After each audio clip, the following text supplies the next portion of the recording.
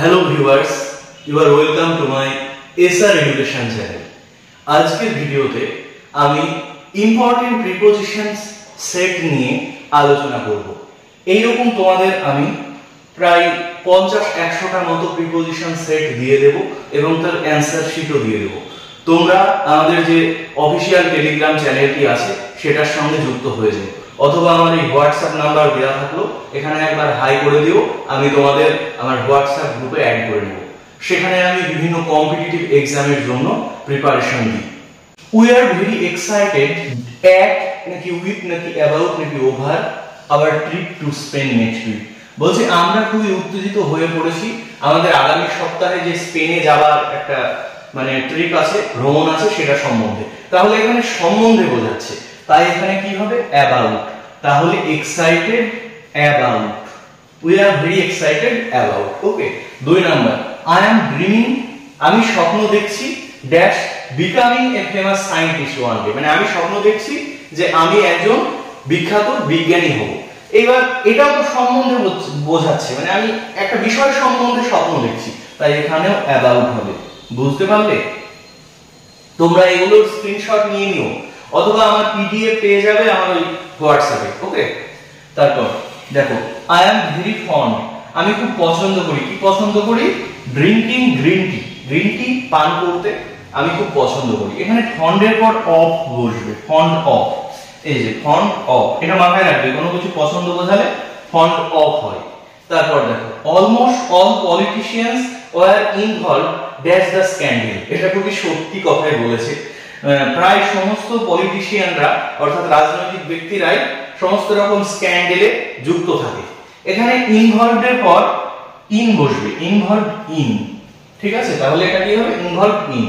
তারপর দেখো, my cousin is married dash a famous American, আমার খুড়তুতো ভাই বা বোন যাই হোক বিয়ে করেছে একজন বিখ্যাত আমেরিকাবাসীর সঙ্গে। এখানে ম্যারিড টু হবে, কোনো ব্যক্তির সঙ্গে বিয়ে করলে ম্যারিড টু হয়।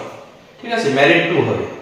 আর এই প্রিপোজিশনের বেসিক আমি আগের ভিডিওতে তোমাদের আলোচনা করেছি, সেই ভিডিওটা তোমরা আগে দেখে নেবে, তাহলে এটা করতে অনেক সুবিধা হবে।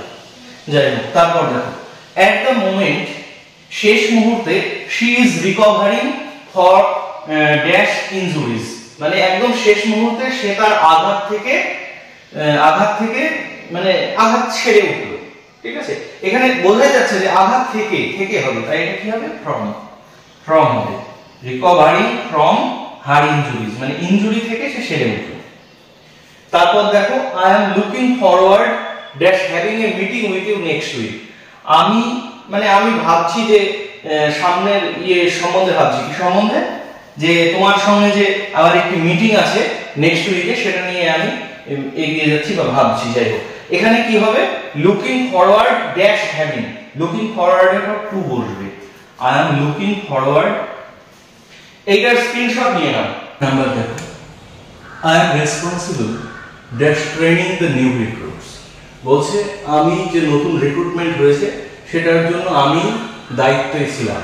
তাহলে কি রেসপন্সিবল এর পর কি বসবে? Responsible for, responsible for. Okay, I am responsible for training the new recruits.